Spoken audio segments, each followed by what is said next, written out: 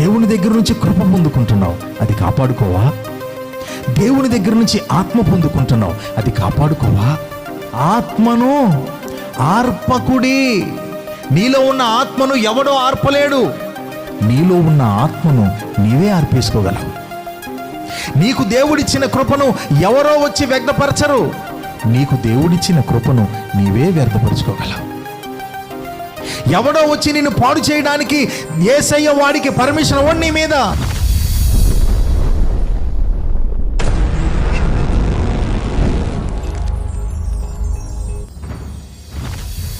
మూడో మాటగా చెప్తున్నాడు, అపహాసకులు కూర్చుండు చోటున కూర్చోవద్దు.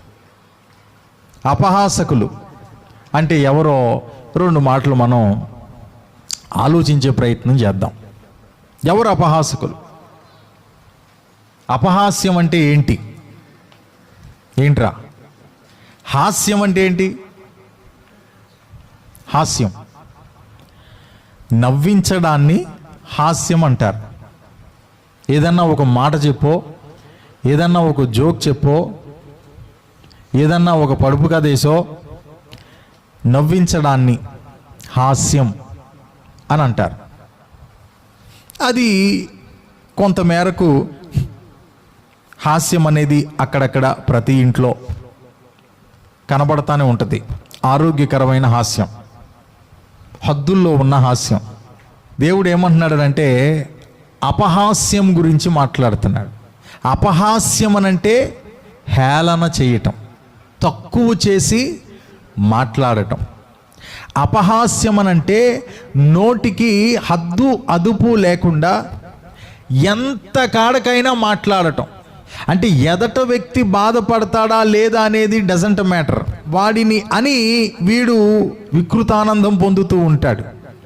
ఇతరులను అవమానపరిచి, ఇతరులను గాయపరిచి, వాళ్ళను గురించి వీళ్ళను గురించి హేళనకరంగా మాట్లాడుకుంటూ స్వల్ప ఆనందం పొందేటటువంటి వారిని అపహాసకులు అని అంటారు. ఇంకా చెప్పాలంటే మాట్లాడడానికి దేవుని భయము లేనటువంటి వారు. ఒక మాట మాట్లాడడానికి దేవుని భయము లేనటువంటి వారు అపహాసకులు. ఒక టంగ్ స్లిప్ అయ్యి ఒక మాట అనాలి అనంటే దేవుని భయం ఉన్నటువంటి వారమైతే ఆలోచిస్తాం. ఈ మాట మనం అంటున్నాం, ఈ మాట మనం అంటానికి సరిపోతామా అని దేవుని భయం ఉన్నటువంటి వ్యక్తి ఆలోచిస్తాడు. కానీ దేవుని భయము లేనటువంటి వ్యక్తి ఏ మాటన్నా మాట్లాడతాడు, ఎంతలావు మాటన్నా అనేస్తాడు. ఎంతటి మాట అన్నా సరే ఈ పెదవుల గుండా రావడానికి సంకోచించడు. ఎందుకు అనంటే చెప్పండి, వాడికి దేవుని భయం లేదు. దేవుని భయం ఉన్న వ్యక్తి తల్లిదండ్రులు ఏ మాట పడితే ఆ మాట మాట్లాడాడు. దేవుని భయము ఉన్నటువంటి వ్యక్తి పెద్దలను ఏ మాట పడితే ఆ మాట మాట్లాడాడు. దేవుని భయం ఉన్నటువంటి వ్యక్తి దైవజనులను ఏ మాట పడితే ఆ మాట కామెంట్ చేయరు. మనం ఒక మాట మాట్లాడేటప్పుడు ఈ మాట మాట్లాడవచ్చా లేదా, ఇది మాట్లాడడానికి మనం అర్హులమేనా, ఈ మాట మన పెదవు దాటితే ఏమి తీసుకొస్తుందో రిటర్న్ గిఫ్ట్, కాబట్టి ఇది మనం మాట్లాడడానికి కూడదు అని చెప్పి దేవుని భయం కలిగినటువంటి వారు జాగ్రత్త పడతారు. కానీ అపహాసకుడికి అది ఉండదు. జోకులు హద్దు మీరిపోతాయి. చూసారా, ఈ మాటలన్నీ మనకేమి నేర్పిస్తున్నాయి అంటే నువ్వు మంచోడివే, కానీ ఇలాంటి వ్యక్తులతో కనుక నువ్వు సహవాసం చేస్తే నీ బ్రతుకు కూడా ఘోరమైపోద్ది. నువ్వు మంచిదానివే, కానీ ఇలాంటి అనుభవాల్లో వెళ్ళేటటువంటి వారితో నువ్వు సహవాసం కలిగి ఉంటే నీ జీవితం కూడా పాడైపోద్ది. ఎందుకనంటే నువ్వు నా బిడ్డవు కదా. అలా కూడదు నాయనా, అలా ఉండకూడదని చెప్పి దేవుడు మాట్లాడుతూ ఉన్నాడు. దేవునికి స్తోత్రం కలుగును గాక. కొంతమంది అనుకుంటారు ఇక్కడ, అమ్మాయ దేవుని కృపలు అట్లాంటిదే మాకు లేదులే, మేమేమి అట్లా ఏం కూర్చోము, మా పని ఏదో మేము బడి గుడి ఇల్లు అలాగే ఉంటున్నాం, దేవునికి స్తోత్రం హల్లెలూయా అనుకోవచ్చు. కూర్చుండక అనేటటువంటి మాట దేవుడు అక్కడ ఎందుకు పెట్టాడా అని ఆలోచించా. లేచిన దగ్గర నుండి పడుకునే వరకు అపహాస్యం చేసేటటువంటి వారికి ఎదురుగా మనం కూర్చుంటున్నామనే సంగతి ఒకసారి శ్రోతలు గమనించాలి. మన ఇళ్ళల్లో ఉన్నాయి ఏంటి? Colour colour colour colour colour టీవీలు. ఇప్పుడు ఆ కలర్ కలర్ టీవీల్లో ఏమొస్తున్నాయి అనంటే అపహాస్యమే వస్తుంది. అపహాస్యం చేసే దగ్గర కూర్చోవద్దు, అపహాసకులు ఉన్న చోట కూర్చోవద్దు. వారి ముందు కనుక నువ్వు కూర్చుంటే వారు ఏం చేస్తారో తెలుసా? నీలో ఉన్న ఆత్మీయత అంతటినీ కూడా ఎండ గనక మనలో ఉన్నటువంటి తేమ అంతటిని ఏ విధంగా లాగేసుకుని మన బాడీని డీహైడ్రేట్ చేసి వదిలిపెడుతుందో, అలాగే ఆ కలర్ కలర్ టీవీల ముందు కనుక కూర్చుంటే ఆ అపహాసకులు ఏం చేస్తారయ్య అంటే మనలో ఉన్న ఆత్మీయ అంతటినీ లాగేసుకుంటారు. మీరు గంట సేపు దేవుని సన్నిధిలో ఉండండి, గంట సేపు దేవుని మాటలను వినండి, గంట సేపు ప్రార్థనలో ఉండండి. ఆత్మలో ఎంతో నెమ్మదిగా ఉంటుంది, ధైర్యం కలుగుద్ది, ఉత్సాహం కలుగుద్ది, దేవునికి దగ్గర అయ్యామనే ఫీలింగ్ కలుగుద్ది. మీరు వెళ్ళి గంట సేపు టీవీ దగ్గర కూర్చోండి, ఏమీ చేయక్కర్లా. ఇక్కడ పొందుకున్నదంతా అక్కడి నుంచి బయటికి వెళ్ళిపోద్ది. దేవుని దగ్గర నీవు పొందుకున్నది ఎలా నీలో నుండి మరలా కృప బయటికి వెళ్ళిపోద్ది అని అంటే నీ కళ్ళ ద్వారా, నీ మాట ద్వారా బయటికి వెళ్ళిపోద్ది. అందుకే అభిషేకించబడిన దైవ జనులు, దేవుని బిడ్డలు ఎక్కువ మాటలు మాట్లాడరు. ఎందుకంటే గంటలు గంటలు దేవుని దగ్గర పొందుకున్న ఆ కృప, ఆ సన్నిధి మాట ద్వారా బయటికి వెళ్ళిపోద్ది. ఆ మాట ఎక్కడ మాట్లాడితే ఉపయోగపడద్దో ఆ ఉపయోగకరమైన మాట, ఉపయోగకరమైన సంబంధిత ప్రదేశంలోనే మాట్లాడతారు. ఏది వాగి వాగి వాగి వాగుడు కాయలాగా వాగరు. నోటిని చాలా జాగ్రత్తగా కాపాడుకుంటారు. బికాజ్ దేవుని సన్నిధి కలిగి ఉన్నారు కాబట్టి మాట్లాడితే ఆ సన్నిధి రిలీజ్ అవుతుంది. అది రిలీజ్ అయితే కొంతమందికి ప్రయోజనకరంగా ఉండాలి తప్ప వేస్ట్ అవ్వకూడదు. అర్థమవుతుందా? ఆమేన్. మనం ఏం చూస్తున్నామో దేవుని సన్నిధిలో గడుపుకుని, దేవుని సన్నిధిని పొందుకుని బయటికి వెళ్ళి గంట సేపు సెల్ ఫోన్తో గడుపు, ఏముండదు. మొత్తం మనం పోగొట్టుకుంటున్నాం. అపహాసకులు సెంటర్లోకి వెళ్ళి కూర్చోవాల్సిన అవసరమే లేదు.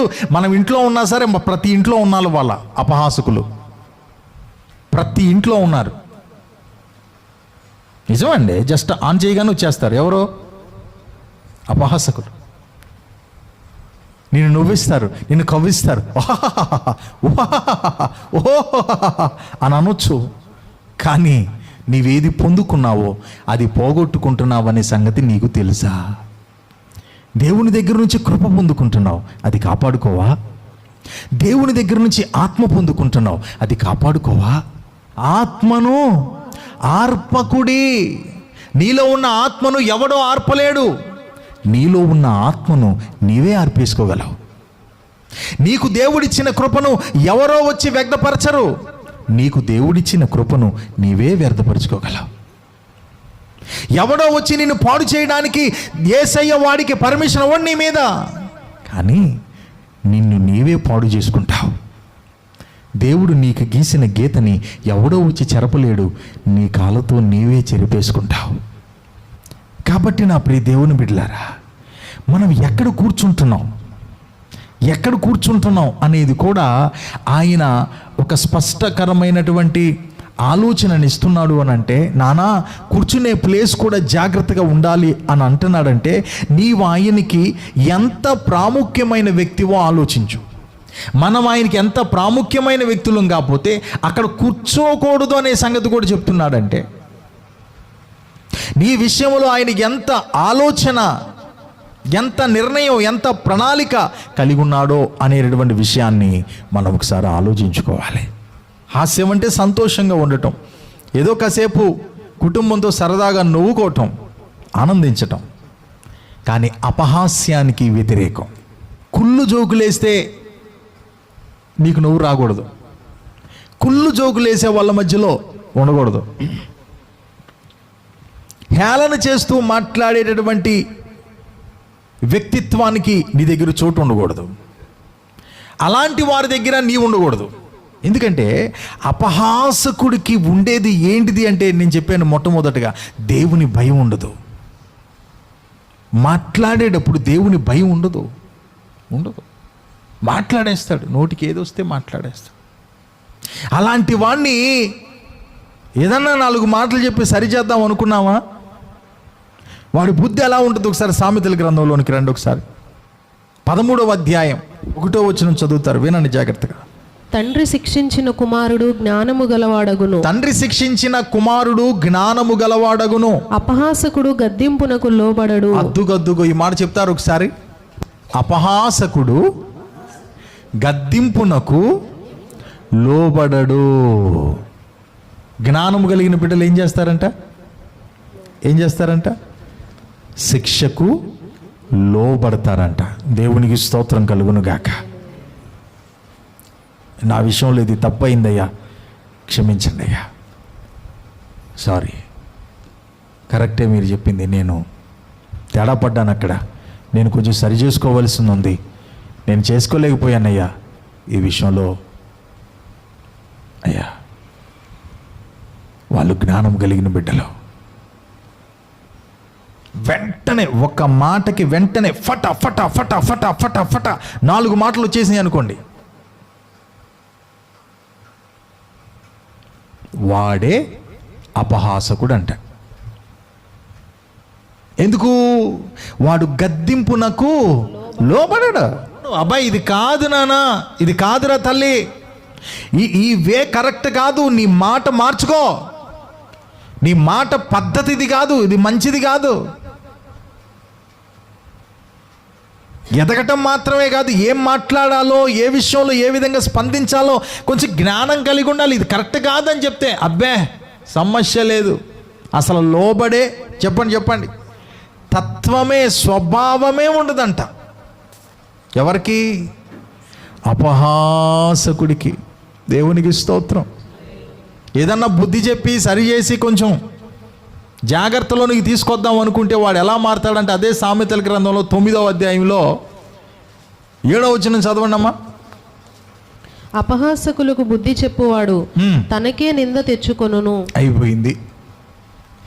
కొంచెం లైన్లోకి తెద్దాం, 2 మాటలు చెప్దాం, కొంచెం ఏదన్నా దారిలోనికి తెద్దాం. బాబు ఇది కాదురా నాయన పద్ధతి, ఇది నాన్న ఇట్లా ఉండాలి, ఇట్లా ఉండాలి, ఇట్లా ఉండాలి. ఎంత కాదన్నా, నేను ఆత్మలో నిన్ను కన్న తండ్రిని కదా, నువ్వు నా మాట వినాలి బాబు, ఇట్లా పోవాలా, ఇట్లా పోవాలా, ఇట్లా పోవాలా అని చెప్పి ఏదన్నా కాస్త లైన్లోనికి తెచ్చి బుద్ధి చెప్దాం అనుకుంటే తనకే నింద. అదుగో, అంటే బుద్ధి చెప్పేటటువంటి వాడికి నింద తెస్తాడంట. ఎవరు? అపహాసకుడు. కాస్త లైన్లో పెడదాం, కొంచెం రూట్ చూపిద్దాం, కాస్త మాట మార్చుకోమని చెప్దాం, కాస్త పద్ధతి మార్చుకోమని చెప్దాం, కొంచెం ప్రవర్తన మార్చుకోమని చెప్దాం. పబ్లిక్లు ఇది మంచిది కాదు, కుటుంబంలో ఇది మంచిది కాదు, సంఘ క్రమ విధానములు ఈ విధంగా ఉండకూడదు నాయన, ఇది పరిస్థితి అని చెప్పి చెప్దాం అనుకున్న దైవజనుడు ఒక అడుగు ముందుకు వేస్తే ఆ మాట చెప్దాం అనుకున్న దైవజనుడికే నిందన తెచ్చి పెడతాడంట. అది అపహాసకుడి యొక్క క్యారెక్టర్. ఇది కాదు నాన్న పద్ధతి అంటే మీరు కరెక్టా? బుద్ధి చెప్పేవాడికి, దారిని చూపించేవాడికి, మార్గాన్ని చూపించేవాడికి వీడు ఏం చేస్తాడయ్యా అంటే నింద తీసుకొచ్చి పెడతాడు. ఇవాళ కడుపును కనుక్కున్నటువంటి బిడ్డలు తల్లిదండ్రులకి నిందను తీసుకొచ్చి పెట్టేవాళ్ళు చాలామంది పెరిగిపోతున్నారు. కన్నవారికి నిందను తీసుకొచ్చేవారు, కానీ వాడు ప్రయోజకుడు అవుతాడేమో అనుకుంటే అబ్బే ప్రయోజకుడు అవటం సరికాదు కదా, ప్రయోజకుడు అవపోయినా పర్వాలా, ఏదో కూలీ నాలి చేసుకుని బతుకుతున్నాళ్లే, వాడు బతుకుతున్నాళ్లే అనుకోవచ్చు. ఆ రకం కాదు. తల్లిదండ్రులకంట నిందను తీసుకొస్తున్నాడంట. ఎందుకంటే వాడు బుద్ధి అపహాసం చేయడంలో ఆరితేరిపోయాడు. వాళ్ళు చూడండి, డబల్ మీనింగ్ మాటలు ఆరితేరిపోతున్నారు బోలు మంది. పిల్లలు మాట్లాడుకునే మాటలు తల్లిదండ్రులకు అర్థం కావట్లేదు. ఏంట్రా నువ్వు అన్నావు నాకు అర్థం కావట్లేదంటే, నువ్వు ఓల్డ్లే మమ్మీ, ఇదంతా న్యూ జనరేషన్ మారిపోయింది, ఏ టెక్నాలజీ వచ్చేసింది, అప్డేటెడ్ వెర్షన్లో మేము ఉన్నాం, నువ్వు ఓల్డ్ వెర్షన్లో ఉన్నావు. Double meaning.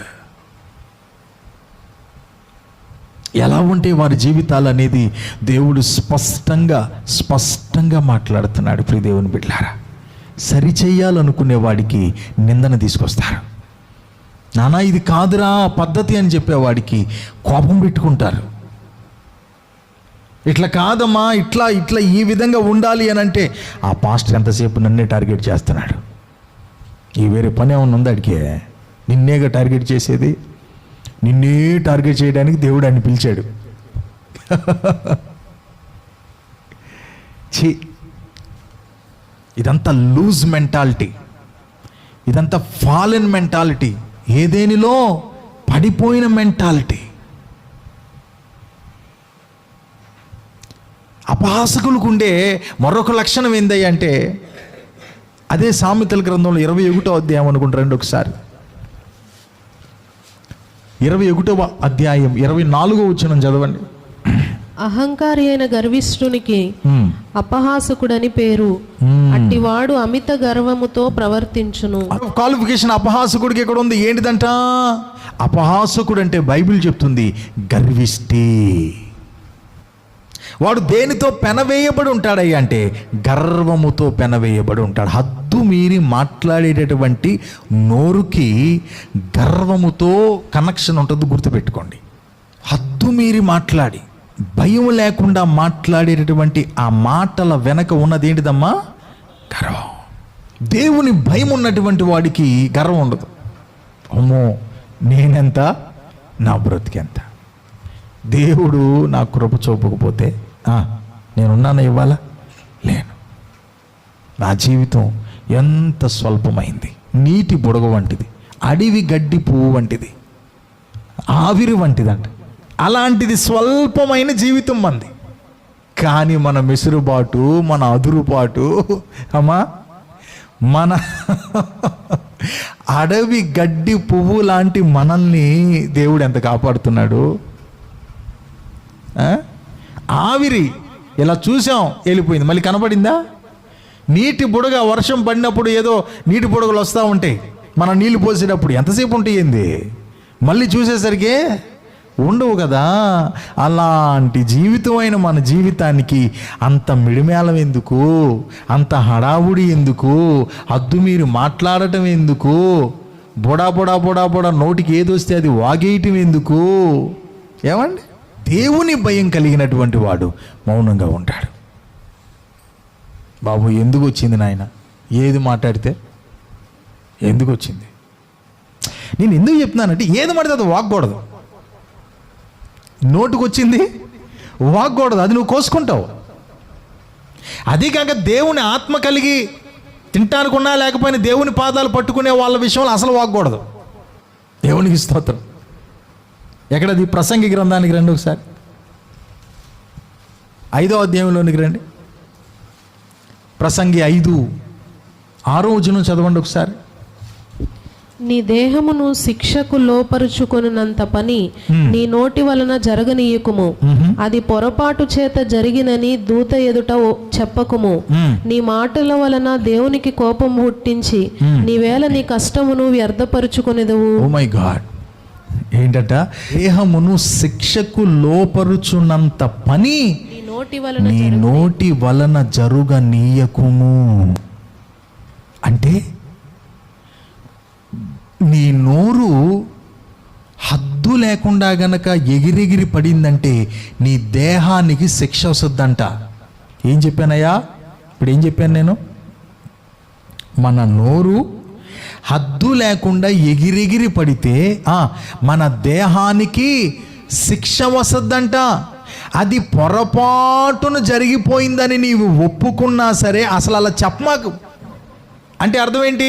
మనం అంటాంగా చాలాసార్లు గబిక్కిన ఏదో మాట అనేసి కోపం వచ్చింది, రేగిపోయి ఆ తర్వాత అమ్మో సారీ అని అంటాం కదా. ఇక్కడ వాక్యం ఏం చెప్తుందంటే అసలు అది కూడా అనొద్దు. నువ్వు సారీ చెప్పే అంత నోరు అదిరి చెప్పండి పడొద్దు. ఎందుకు అనంటే నీ మాటల వలన దేవునికి కోపము పుట్టించి నీవేళ నీ కష్టమును వ్యర్థపరుచుకొనిదవు. నీ మాటలు ఎవరిని గూర్చి మాట్లాడుతున్నావో వారి మాటలకి ఎవరి కోపం వచ్చిందో తెలుసా? చెప్పండి చెప్పండి, ఎవరికి? దేవునికి. దేవునికి కోపం వస్తే ఏమవుతుందో తెలుసా? మన కష్టము వ్యర్థమైపోద్దంట. చూడండి, అసలు మన కష్టం వ్యర్థమైపోద్ది. మన కష్టానికి ప్రతిఫలం మనం చూడలేం. మన కష్టానికి మనం ఆ యొక్క సమృద్ధిని చూడలేం, ఆశీర్వాదాన్ని చూడలేం, ఆనందాన్ని చూడలేం, కష్టానికి ఫలం చూడలేం. కారణం ఏంటంటే నోరు అదుపులో తెలీదు. నోరు అదుపు తప్పి మాట్లాడింది, ఇది దేవునికి కోపము పుట్టించింది. మిరియాము అండి, మిరియాము ఎవరు అనుకుంటున్నారు? మోషే వాళ్ళ అక్క. మోషే వాళ్ళ అక్క. చిన్నప్పుడు మోషేని కాపాడుకున్నది ఆ అక్కే. చిన్నప్పుడు ఏ విధంగా ఏంట్రా ఒరే నానా తమ్ముడా అని చెప్పి చక్కగా సాకిందో, పెద్ద అయిన తర్వాత దేవుడు అభిషేకించిన తర్వాత కూడా అదే అదిమాయిషు మోషే మీద కావాలని కోరింది. అది ఎలా? మోషేని దేవుడు నాయకుడిగా నియమించిన తర్వాత నువ్వు ఒక్కవైనా సరే నీ మీద మోషే నాయకుడు. ఆమె చెప్పండి. నీకంటే చిన్నోడు కావచ్చు, కానీ ఈవిడి గారి విధానం ఏంటి? నా తమ్ముడు కాబట్టి నేను అక్కను కాబట్టి నేను అదే విధంగా చలాయించాలి అని చెప్పి అదుపు తప్పి మాట్లాడేసింది. ఒకసారి ఏమనంటే, ఆ మోషేలో నుంచే దేవుడు మాట్లాడుతున్నాడా, మాలో నుంచి దేవుడు మాట్లాడట్లేదా? కొంతమందికి ఇదొకటి, ఆయనేనా ప్రార్థన చేసేది, మేము చేస్తే దేవుడినడా? అక్కడికి వెళ్ళి వినాలా, మేము చదువుకుంటే దేవుడు మాతో మాట్లాడ్డా? అదే వాటి వల్లే లేనిపోయిన ఇబ్బందులు వచ్చి పడతాయి. ఆయనతోనే నేను మాట్లాడేది, మాతో దేవుడు మాట్లాడతలేదా అని చెప్పి లేచింది. ఒకరోజు లేచింది. ఈ మాట ఆయన అన్నాడు. ఎవరు? దేవుడు అన్నాడు. మోషే దగ్గరికి కూడా వచ్చింది, కానీ మోషే రియాక్ట్ అవ్వలా. మోషే రియాక్ట్ అవ్వడు. దేవుడు రియాక్ట్ అవ్వడానికి కారణం ఇదే. మనం రియాక్ట్ అయితే దేవుడు రియాక్ట్ అవ్వడు. మీరు ఇది గుర్తుపెట్టుకోండి. మనం మౌనంగా ఉంటే ఆయన రియాక్ట్ అవుతాడు. దేవునికి స్తోత్రం. మోషే మౌనంగా ఉన్నాడు. తెచ్చి పెట్టుకుంటుందిరా నాయనా తంటాలు దేవుడా అనుకుంటున్నాడు ఆయన. ఈలోపు ఆయన వచ్చేసాడు రంగంలోకి. ఏమన్నాడు వచ్చి? నువ్వు, అహరోను, మీ అక్క మిరియాము రండి, మందిరానికి రండి అన్నాడు. అంతే. గుండె జారిపోయింది ఒక్కళ్ళది. రండి, అక్కడ మాట్లాడాలి మీతో అన్నాడు. సీరియస్గా అన్నాడు. ఓరి నాయన, ఇప్పుడు ఏమవుతావు? ఏంటంటే ఈవిడ అందో లేదో ఆయన వినేశాడు. ఆయన లైన్లోకి వచ్చేసాడు. పదండి అక్కడికి. ఇకంతే ఆయన మాట్లాడటం మొదలెట్టాడు. ఏమని? మీరు ప్రవర్తలైన ఎడల నేను మీతో మాట్లాడడానికి ఏ విధంగా మాట్లాడాను, దర్శనమిచ్చి నేను మీతో మాట్లాడాను, గూఢభావంతో నేను మీతో మాట్లాడాను. అవును, నేను మీతో మాట్లాడాను, కానీ గూఢభావంతో మాట్లాడాను, దర్శనాలతో మాట్లాడాను. నా సేవకుడు అట్ట కాదు, డైరెక్ట్ కనెక్షన్ అన్నాడు దేవుడు. స్తోత్రం చెప్పండి. ఏదో దర్శనాలు ఇచ్చో గూఢభావంతోనో మర్మయుక్తంగానో మాట్లాడటం కాదు, ముఖాముఖిగా ఎదురు బదురు కూర్చుని మాట్లాడుకుంటాం మేము. నీకు నేను తెలిస్తే, ఒకవేళ తెలిసామో, నా మాట నువ్వు వింటే విన్నావేమో, నాతో నీకు సహవాసం ఉంటే ఉందేమో. నీతో నాకున్న కనెక్షన్ వేరు, నా దాసుడితో నాకున్న కనెక్షన్ వేరు. ఏమంటున్నాడు ఆయన? నా సేవకుడైన మోషే విషయంలో నీవు ఈ విధముగా విరోధముగా మాట్లాడడానికి నీకెందుకు భయం లేదన్నాడు దేవుడు. అదేంటి? మా తమ్ముడు ఏంటి? మా తమ్ముడు, నేను అక్కని, నేను మాట్లాడతా, నేను చెందుతా. ఎందుకంటే చిన్నప్పుడు ఆడిని నేనే కాపాడుకున్నా. ఇప్పుడు నేను పెద్ద అయ్యా, ఏముంది, నేను మాట్లాడుకుంటా, ఏముంది, తిడతా అవసరమైతే, ఒక మాట అంటా అవసరమైతే. హలో, ఒకప్పుడు నీ తమ్ముడు, ఇప్పుడు నాయకుడు. దేవునికి స్తోత్రం. నా దాసుడు, నేను ఎంపిక చేసుకున్నవాడు, మిమ్మల్ని అందరినీ నడిపించడానికి నేను ఏర్పాటు చేసుకున్నవాడు. ఒకప్పుడు నీకు తమ్ముడైతే అయి ఉండొచ్చు, ఇప్పుడు నీకు కూడా మోషేనే నాయకుడు. ఎందుకు భయపడలేదు నీవో మాట్లాడడానికి? అంతే. అన్నాడో లేదో నొస్సట ఏమొచ్చిందో తెలుసా? తెల్లని కుష్ఠరోగం వచ్చేసిందట నొసటన. అది చూడగానే అహరోను గారు గుండె జారిపోయింది. అమ్మో అయిపోయింది రేక, ఇది అయిపోయింది, బతుకు అయిపోయింది ఇక ఎక్కడితో అని చెప్పి వెళ్ళి పరిగెత్తుకుంటూ మోషే కాళ్ళ మీద పడిపోయాడు. ఎవరు? మోషే గారికి మిరియాము అక్కే, అహరోను అన్నయ్య. ఆమెని చూడగానే ఇక అహరోను గారి గుండె జారిపోయి గబగబా వెళ్ళి ఏమని పిలుస్తున్నాడు తెలుసా? ప్రభువా అని అంటున్నాడు. ఎవరిని? తమ్ముడిని. ఇదివరకు మావాడే, మా తమ్ముడు, అందరు చంపేస్తుంటే నేనే వాడిని బతికిచ్చా, నేనే వాడిని 9 నదులు వేసి బతికిచ్చాలే, నేనే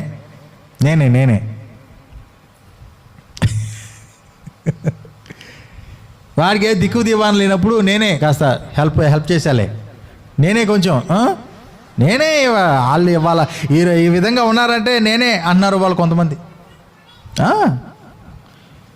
వాళ్ళు అసలు అక్కడ నిలబడ్డారంటే నేనే, వాళ్ళు అసలు ఆ విధంగా మీటింగ్ పెట్టగలుగుతున్నారంటే నేనే,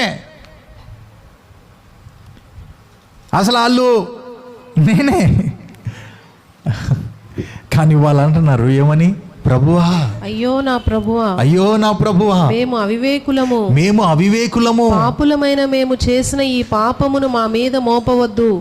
తన తల్లి గర్భములో నుండి పుట్టినప్పటికే సగము మాంసము క్షీణించిన శిశువు శవము వలె ఆమెను ఉండనీయకుమని మోషేతో చెప్పగా మోషే ఎలుగెత్తి. ఆగండి, ఇదంతా ఎవరితో చెప్తున్నారు? అయ్యో ప్రభువా, మేము అవివేకులము, పాపులము. ఎవరితో చెప్పాలి? ఎవరితో చెప్తున్నారు? నీకు నీకు కనెక్షన్ ఉంది కదా, నువ్వు చెప్పు ఆయనతో. ఇప్పుడు మీ పాయింట్ అర్థమవుతుందా? అదే మరి దేవుడు మరి మోషేతోనే మాట్లాడా, మాతో కూడా మాట్లాడుతున్నాడు అన్నావా లేదా? ఇంతకు ముందేగా పేలాపన. ఇప్పుడు మరి సైన్యములకు అధిపతి యెహోవా దేవా, నిత్యము నిన్ను సేవించుచున్న దేవుడు ఏదో నీ దాసుని మాట్లాడుతున్నాను ఇందాకడేదో అన్నావు, ఇప్పుడు ఏడన్నా? ఆయనే రివర్స్ అయిపోయాడు. ఆయన రివర్స్ అవ్వడానికి ఆయన ఏమన్నా అన్నారు వీళ్ళు? చెప్పండి, దేవుణ్ణి ఏమన్నా అన్నారా? దేవుణ్ణి ఏమన్నా కించపరిచి మాట్లాడారా? ఎవరినన్నారు? దేవుడు నియమించిన దైవజనుని అన్నారు.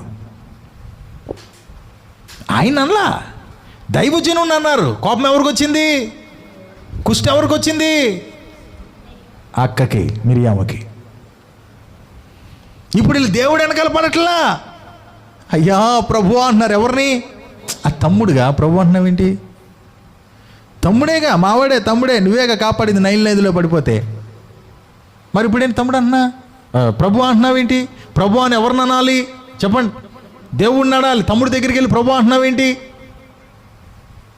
అసలు అంత కారణానికి ఎందుకు తెచ్చుకున్నావు?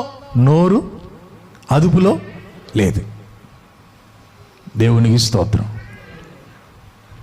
అప్పుడు వెంటనే వెళ్ళి మోషే ఏమన్నాడు? మోషే ఎలుగెత్తి దేవా దయచేసి ఈమెని బాగు చేయమని యెహోవాకు మొర్రపెట్టెను. దేవునికి స్తోత్రం. That is Moses. మనల్ని ఎవరైనా అంటే మనం వెంటనే రియాక్ట్ అవుతాం. లేకపోతే దేవుడన్నా రియాక్ట్ అయ్యి వాళ్ళని గుద్దుగుద్దాలని చూస్తాం. కానీ మోషే ఏంటో తెలుసా? దేవుడు రియాక్ట్ అయిపోయి కుష్ఠరోగం వచ్చినా సరే, దేవా పోనీ అయ్యా, తెలియకందులయ్యా, కాస్త మా అక్కకి మిడిమేళం చెప్పండి. కొంతమంది అంతే, అచ్చొచ్చినా పట్టుకోలేం. ఇంకేంటిది? సంతోషం వచ్చినా ఆపలేం, దుఃఖం వచ్చినా ఎవరు ఆపలేరు. అయితే వృష్టి లేకపోతే అనావృష్టి అంటారు చూసారు, అలాగా దాని బతుకదిలయ్యా, పోనీ అయ్యా, అయ్యా నీ కాళ్ళు పట్టుకుంటున్నానయ్యా అని ఎలుగెత్తి ఒక కేక పెడితే మోషేను బట్టి మరలా ఆ వ్యక్తిని దేవుడు తాకి స్వస్థపరిచాడంట. దేవునికి స్తోత్రం కలుగును గాక. హల్లెలూయా. అపహాసకుడి యొక్క జీవితం ఎలా ఉంటుందో చెప్తున్నాను. అపహాసకుడి దగ్గరికి నువ్వు వెళ్ళొద్దని దేవుడు ఎందుకు చెప్తున్నాడో చెప్తున్నాను. వాడు బతుకు ఎలా ఉంటుందో చెప్తున్నాను. వాడు గద్దింపుకి లోబడాడు. ఎవరైతే కాస్త ఆ మార్గంలో పెట్టాలనుకుంటున్నారో వాళ్ళ మీద నింద వేస్తాడు. మూడోది ఏంటిది? నోరు అదుపు లేకుండా మాట్లాడి వాడి బతుకు ఎలా ఉంటుంది అంటే వాడికి దెబ్బలో శాపాన్ని తెచ్చుకుంటాడు. వాడికి ఏడి తిరిగి శాపాన్ని తెచ్చుకుంటాడు. కాబట్టి వాడి దగ్గర నువ్వు ఉండదు. వాడు గర్వంతో గర్వపూరితమైన మాటలు మాట్లాడుతున్నాడు. కాబట్టి వాడి దగ్గర నువ్వు ఉండొద్దు. వాడు ఎడి తిరిగి శాపగ్రస్తుడే. కాబట్టి వాడి దగ్గర నువ్వు ఉండొద్దు. ఆఖరి రిఫరెన్స్ ఒకటి చెప్పేసి ముగించేస్తా. 2 రాజుల గ్రంథం 7వ అధ్యాయం 1వ వచనం చదవండి. అప్పుడు ఎలీషా రాజుతో ఇట్లా నేను యెహోవా మాట ఆలకించుము. యెహోవా సెలవిచ్చినదేమనగా, రేపు ఈ వేళకు షోమ్రోను ద్వారమందు రూపాయి ఒక్కింటికి 1 మానిక సన్నని పిండియు రూపాయి ఒక్కింటికి 2 మానికల యవలును అమ్మబడును.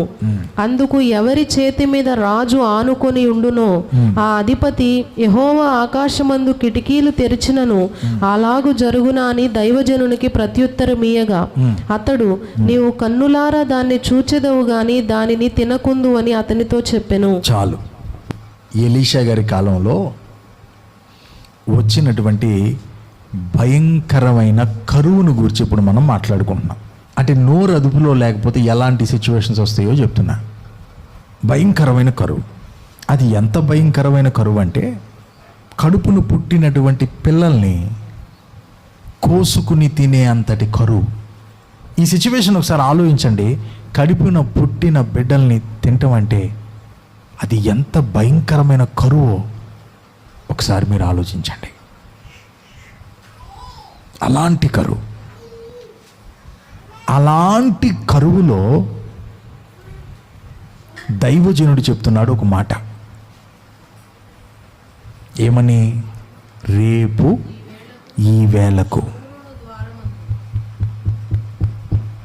రేపు ఈ వేళకు, నోట్ ఇది రాసుకోండి అని చెప్తున్నాడు రాజుతో. పరిస్థితులు ఇలా ఉన్నాయి. ఇంకా చెప్పాలంటే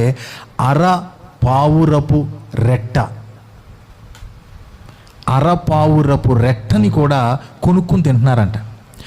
గాడిద తలకాయల్ని కొనుక్కుని తింటున్నారంట. ఎండిపోయిన తలకాయల్ని. పావురపు రెట్టని ఎడ తింటారయ్యా అని అంటే అది అక్కడ ఇక్కడ వెళ్ళి గింజలు తిని వసది కదా, అరిగి అరగకుండా రెట్టేస్తుంది కదా. ఉంది కాబట్టి చెప్తున్నా, ఆ రెట్టని స్టోర్ చేసి దాన్ని కడుక్కుని మావిడేంటో నవ్వుతున్నాడు. అప్పుడు పరిస్థితులు ఎలా ఉన్నాయో మీరు ఆలోచించండి. వాటిని కడుక్కుని అరగకుండా ఉన్నటువంటి గింజలు పడతాయి కదా, ఆ గింజల్ని కడుక్కుని వాటిని జావో ఏదో కాసుకుని తాగేటటువంటి భయంకరమైన దినాలవి కరువు. అలాంటి సిచ్యువేషన్లో దైవజనుడు చెప్పాడు, రేపు ఈ వేళకి మీకు రూపాయికే బియ్యం దొరికితే ఇప్పుడు అన్నాడు. చిన్న విషయమా? దేవుడు చెప్పాడు ఈ కార్యం రేపు జరగద్దని చెప్పుపో అని చెప్పి ఆ మాటను తీసుకొచ్చి దైవజనుడు చెప్పాడు. రాజు వింటున్నాడు. ఇప్పుడు దైవజనుడు చెప్తున్నాడు, రాజు వింటున్నాడు. పక్కన ఒకడు ఉన్నాడు, వాడి పేరే అపహాసకుడు. వాడేం వాగాడో తెలుసా? దైవజనుడితో ఏమన్నాడో తెలుసా? చదవండి. అందుకు ఎవరి చేతి మీద రాజు ఆనుకొని ఉండెనో ఆ అధిపతి యెహోవా ఆకాశమందు కిటికీలు తెరచినను అలాగు జరుగునా అని దైవజనునికి ప్రత్యుత్తరం ఇచ్చాడు. అది నేను చెప్తున్నా. ఇప్పుడు దేవుని ఆత్మ కలిగిన దైవజనులతో జాగ్రత్తగా ఉండాలి. నోటికి ఏదొస్తే అది వాగకూడదు. ఇప్పుడు ఎన్నో దినాలుగా నీకు అక్కడ కరువు సాగుతుంది. పిల్లలను కోసుకుని తింటున్నారు, రెట్టలను కడుక్కుని తింటున్నారు. అలాంటి భయంకరమైన దయనీయమైన పరిస్థితుల్లో రేపు ఈ వేళకి రూపాయికే మీకు బియ్యం దొరుకుతాయి అంటాం తేలిక విషయమా? కాదుగా. దేవుడు చెప్పాడనేగా దైవజనుడు వచ్చాడు. అప్పుడు ఎలీషా రాజుతో ఇట్లన్నాడు, యెహోవా మాట ఆలకింపుము. నా మాట అన్నాడా? యెహోవా మాట అన్నాడా? యెహోవా మాట. ఈ పక్కనోడు రాజు వింటున్నాడుగా, వీడికి ఎందుకు ఎచ్చులు అంటారా అట్లని? దైవజనుడితో అపహాస్యంగా మాట్లాడాడు. ఏమనంటే, యెహోవా ఆకాశపు కిటికీలు తెరిచినా అదేం కాదులే, అదేం జరగదులే, నువ్వు కంగారు పడమాక అని అన్నాడు. వెంటనే దైవజనుడు ఏమన్నాడు తెలుసా? రేయ్, నువ్వు చూస్తావు, దాన్ని నువ్వు తినవు అన్నాడు. రేపు కరెక్ట్గా నా మాట నెరవేరటం నువ్వు చూస్తావు, కానీ నువ్వు అది తినవు.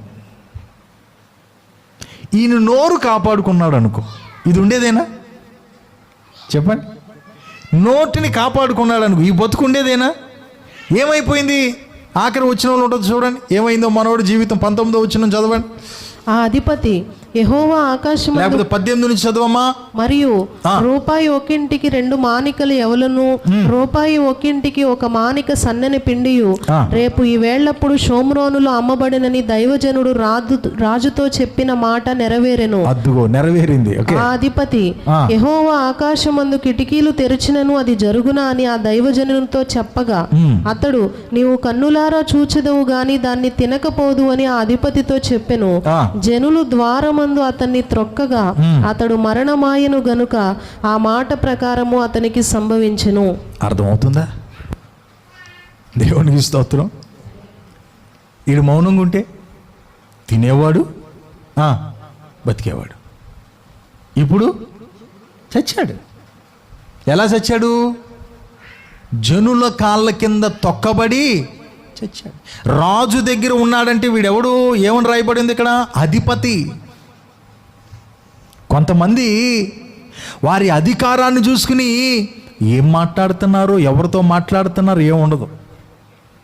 తన దగ్గర ఉన్నదాన్ని, వారికి ఏదో కలిగి ఉన్నదాన్ని చూసుకుని దైవ జనులతో కూడా ఇష్టం వచ్చినట్లు హేళనగా మాట్లాడే వాళ్ళు ఉన్నారు కొంతమంది. ఇక్కడ ఈయన అధిపతే, రాజు దగ్గర కూర్చుంటాడు, ఎక్స్ట్రా లేస్తాడు, సెటైర్ లేస్తున్నాడు. ఇక్కడ ఎవరితో? దైవజనుడితో. దైవజనుడు అన్నాడు, నువ్వు చూస్తావు కానీ అది నువ్వు తినవు. చూశాడు, ఏమండి? చూశాడు కానీ తినలా. తొక్కిసలాటలో ప్రాణాన్ని పోగొట్టుకున్నాడు. దేవునికి స్తోత్రం కలుగును గాక. వాడి అంతం ఇలా ఉంటుంది. ఎవరి అంతం? చెప్పండి. అందుకే దేవుడు అంటున్నాడు, వాడి దగ్గర నువ్వు వద్దు బిడ్డ అంటున్నాడు. దేవునికి స్తోత్రం. అపహాసకులు కూర్చుండు చోటున కూర్చోవద్దు. వద్దురా. ఏడి తిరిగి వాడు గర్విష్టి, వాడు దిద్దుబాటుకు లోబడడు, దిద్దినోళ్ళ మీదే బురదేస్తాడు. అలాంటి గర్విష్టి వాడు ఎవరికి మడితే వారికి ఎదురు చెప్తూ ఉంటాడు. అలాంటి వాడితో గనక నువ్వు ఉన్నావు అనుకో, వాడి నాశనంలో నీవు కూడా పాలు పంపులు పొందుతావు. ఎందుకు వచ్చింది నాయన? నువ్వు అసలు వాడి దగ్గర చెప్పండి కూర్చోవద్దు. దేవునికి స్తోత్రం. అర్థమైందా? దేవునికి స్తోత్రం చెప్పండి. అపహాసకుడు అంటే ఎలా ఉంటాడో చెప్పా. అపహాసకుడి దగ్గర ఎందుకు ఉండకూడదో మనం నేర్చుకున్నాం. అపహాసకుడి యొక్క అంతం ఎలా ఉంటుందో కూడా మనం నేర్చుకున్నాం. ఎందుకు వాడితో ఉండకూడదు? వాడు లోపడడు, వినడు, గర్విష్టి, కోపిష్టి, దరిద్రుడు. అందుకే వాడితో ఉండొద్దు. ఎందుకు వాడితో ఉండకూడదు అనంటే వాడి అంతం మరణం, నాశనం. అందుకే వాడితో ఉండకూడదు. హల్లెలూయా. ఎందుకంటే నువ్వు నా బిడ్డవి, నువ్వు నాతో ఉండాలి. అక్కడ ఉండకూడదు, వారితో నువ్వు ఉండకూడదు, అలాంటి విధానాల్లో నువ్వు ఉండకూడదు. నువ్వెక్కడ ఉండాలయ్యా అంటే యెహోవా ధర్మశాస్త్రమునందు. అది ఆమేన్. వాక్యం దగ్గర నువ్వు ఉండాలి. వాక్యం వినబడే ప్లేస్లో నువ్వు ఉండాలి. దైవారాధనలో నీవు ఉండాలి. సంఘ క్రమంలో నీవు ఉండాలి. యేసయ్యకి దగ్గరలో నీవు ఉండాలి. Praise the lord. హల్లెలూయా. అట్టి కృప దేవుడు మనకు అనుగ్రహించును గాక. ప్రార్థన చేసుకుందాం.